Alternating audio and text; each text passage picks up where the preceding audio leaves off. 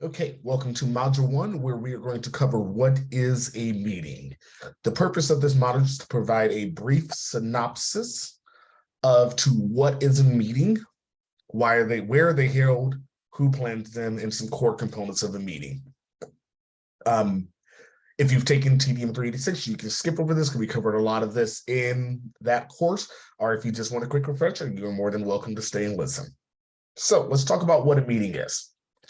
Technical definition as outlined by the text is an event where the primary activity of the attendees is to attend educational sessions, participate in meeting discussions, socialize, or attend other organized events.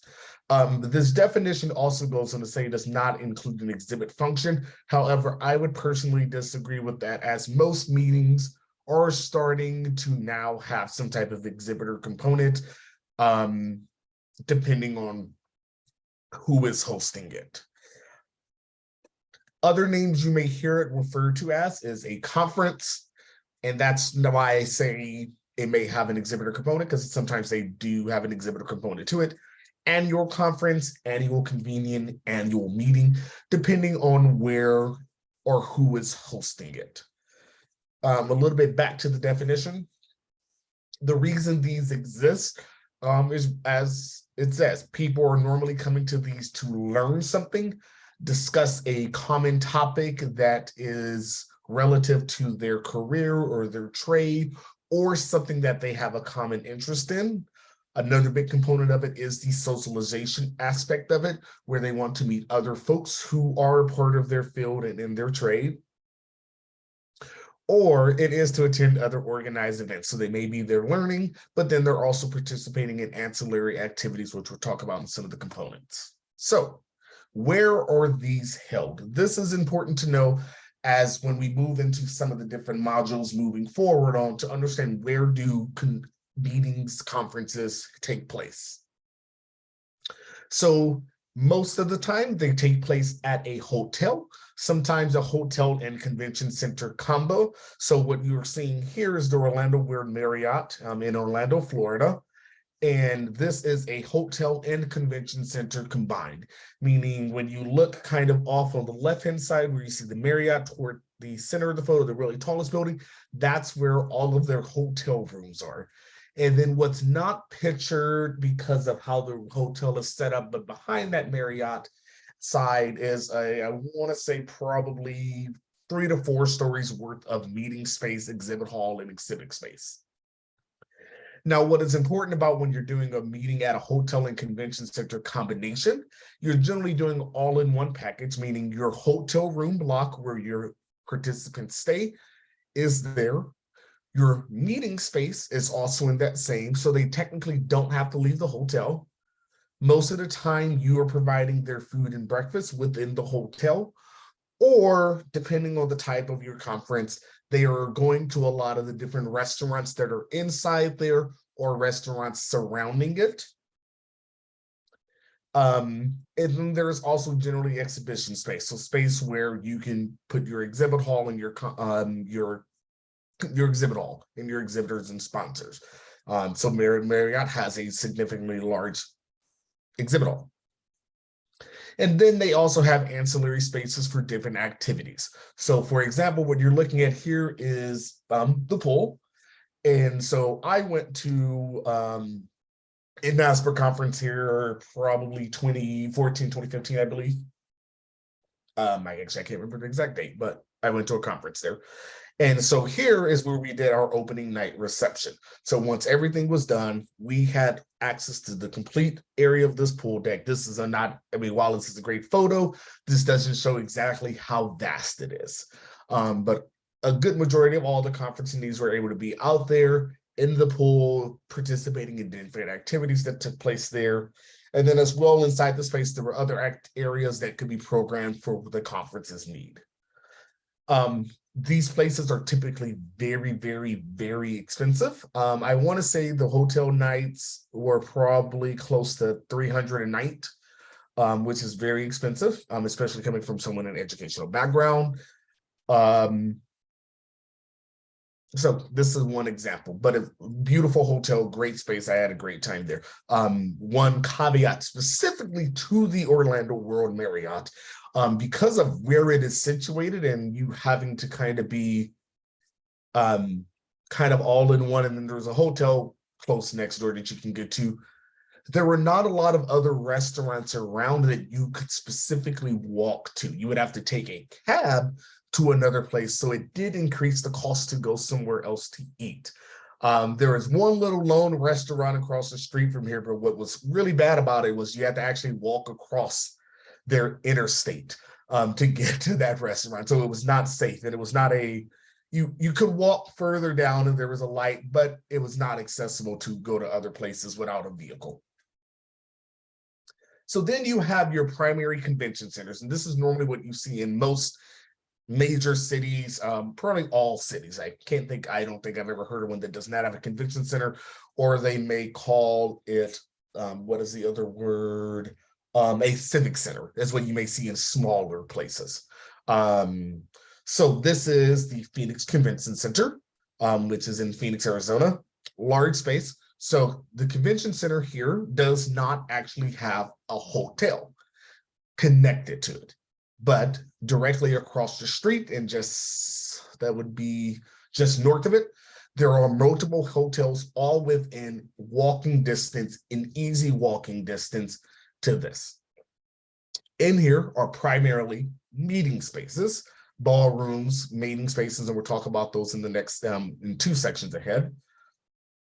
Their food and beverage, they do serve it. They have an in-house Aramark, the Aramark Premier status, Premier level. There we go. That's what I'm looking for. They also have a cafeteria, so you can either eat the food and beverage that's in here. They have a cafeteria where people can go through and eat. But what most convention centers, because it's a central proximity, there are restaurants all around it, all within walking distance. There is a significantly large exhibit hall on the, that would be the lower level, right? Or is that the third level? I want to say there's a low, it's want to say it's on the lower level. I've been there many times and I actually can't remember now. But really on the lower level, and then and on the 3rd floor. That's right, you can drive up to it with a truck. And then as well as they have their south exhibit hall and center with more space. Generally, there's no rooms for ancillary activities in there unless you're renting out another room and building it to what you like.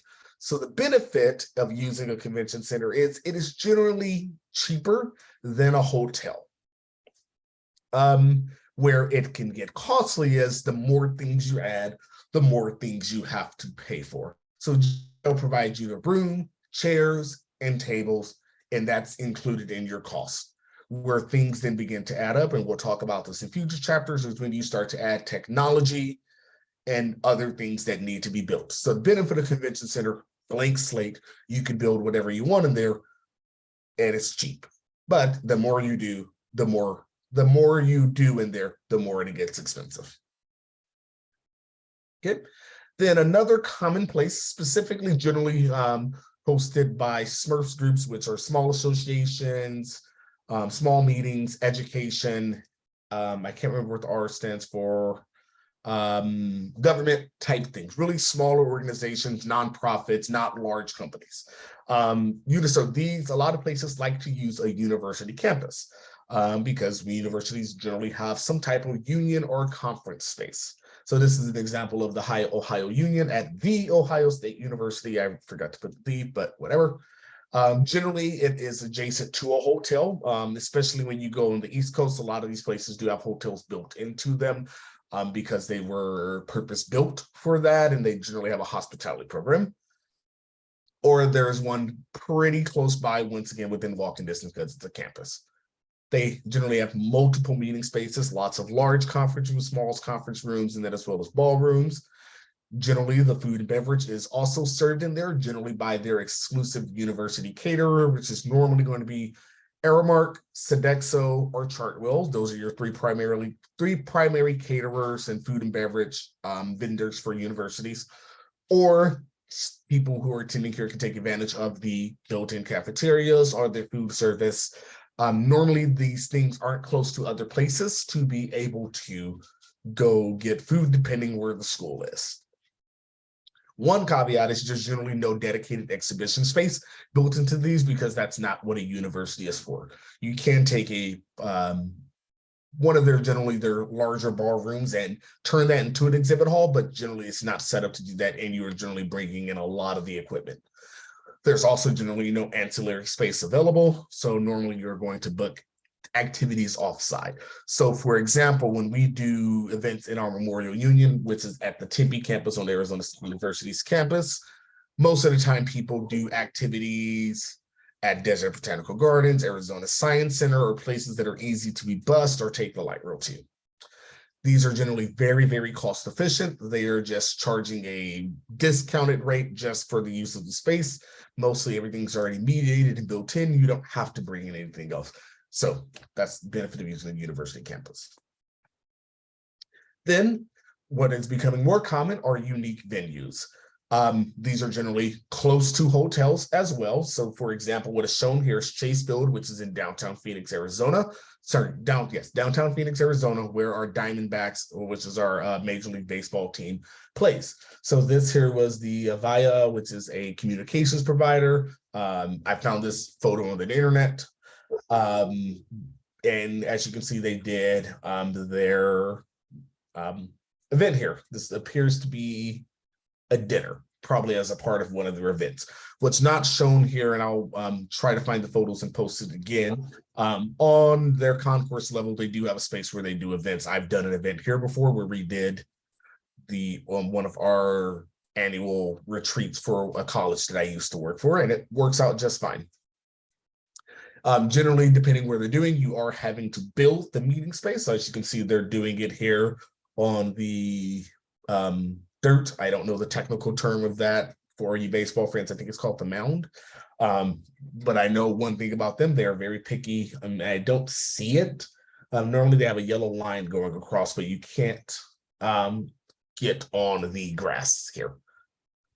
Food and beverage is also served by their respective caterers. So for Chase Field, that is Levy Catering. There is no exhibit space. There are ancillary space. It is very, very pricey because you're bringing in everything. And especially if you're in the field, it costs more. But it does give you the ability to provide a unique venue for your attendees. I'm going to take a sip of water. So who plans these types of events? Corporations. So for example, the Avaya event that you saw, this was probably one of their annual meetings or a dinner. They're generally hosting something, a board meeting, trainings. Generally, it's typically for their employees that they're doing, or they're trying to sell a product, and so they're inviting vendors or other businesses that are selling on their behalf. They generally also do exhibit halls, depending on the type of corporation that they are, if there's a trade association. Generally, they don't generate revenue. They're generating revenue in a passive way by keeping people happy. Then you have associations. So for example, like my North American Association of Commencement Officers, we host one meeting a year, and then we do smaller meetings on campuses. So we use one hotel for the year, and then we do smaller meetings at other campuses. So industry focused, in my case, graduation focused. Other examples are folks who sell food, technology, cars, etc. We also have board meetings. Our primary focus is to educate. We do have an exhibit hall, not to the extent of where we need a full exhibit hall, but rather we can convert a smaller mid-sized ballroom to serve as our exhibit hall. And our goal is revenue generation. Then you have your Smurf market, which is government, education, smaller associations. Those are generally very, very, very hyper specific. They take a lot, they have a lot of them throughout the year. And they're generally a cost recovery model, unless it is a smaller association trying to make money. But for the government, military, education, generally they are just trying to make their costs back for whatever they spent on the conference. So if they spent $200,000 on the conference, their goal is to make as close to $200,000 as possible. Generally, depending on, they don't try to go over. but it depends on each organization. And sorry about that typo. So what happens at a meeting? Some of the core elements are education. So general sessions being that keynote when everyone is together, learning together. Educational sessions where people go into breakout rooms, panels, lectures, workshops, where it allows them to create their own experience. Another aspect is networking, whether that be moderated by what's sometimes you see people doing a roundtable session where during lunch, you sit together with someone who has a like-minded interest to talk about that. You guys are going to eat lunch and do that. Or it could be a social gathering where we're going to go on a, what's the word I'm looking for? Scavenger hunt around the city that you're in, and you're going to go find different things and probably have a gamification component to that. There may be an exhibit hall function where you are either selling to other businesses, depending what you are, or you're selling to consumer. B2B is business to business. B2C is business to consumer. So that's when you're in the big exhibit hall where you see all those booth sets up and people are trying to sell your stuff or get your business. Food and beverage, that is a big component of it. Meals, either breakfast, snacks, lunch, maybe dinner, receptions, depends on how you're doing it. And we will talk about food and beverage in extent later on. And then as well as your receptions, either that the company is hosting or that they are allowing other folks to host. So an example of that would be for a conference that I'm working on. Actually, I'm not working on the conference. For our School of Social Work, they have what is called SWIR. And as I told you, and for those who didn't take 386, we use a lot of acronyms, and SWIR stands for Society of Social Work Research. There we go, SWIR. And so they're hosting their annual conference here in Phoenix this year. And so since they are going to be right next to Arizona State University's downtown Phoenix campus where it is hosted, I'm working on an ASU hosted reception. I'm choosing not to do it in their hotel, and we'll talk about that later, why I'm not choosing to do that. But we're going to host a reception. But other schools are hosting receptions in the space that are not booked at the hotel. Then you have ancillary activities such as off-site tours. So a very common thing here to do in Phoenix, depending on how the conference is, a lot of folks like to actually travel, do group travel to the Grand Canyon, visit the Grand Canyon, come back, or they go to Desert Botanical Gardens, some of our local art shows, whatever is unique to that area. So if people are in Los Angeles, they may go see the Getty, the Dodger Stadium, what else? I'm trying to think what else I've done in LA.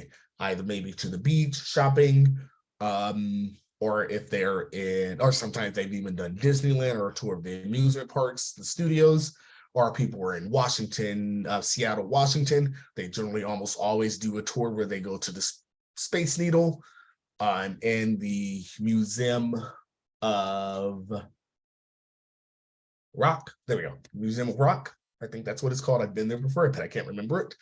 So they do a lot of offsite tours. There could also be co-hosted events. So while you're hosting your conference, somebody else may be doing something, you're to combine to co-host an event, whether that's a dinner, a night out at Disneyland, or for example, in the case of my SWIR conference, we will host their annual meeting on our campus and more. There's so many other things that can take place, and we'll talk about that when we get into the scheduling component. So that's a quick overview of what a meeting is. And then next up, we're going to go into module 2.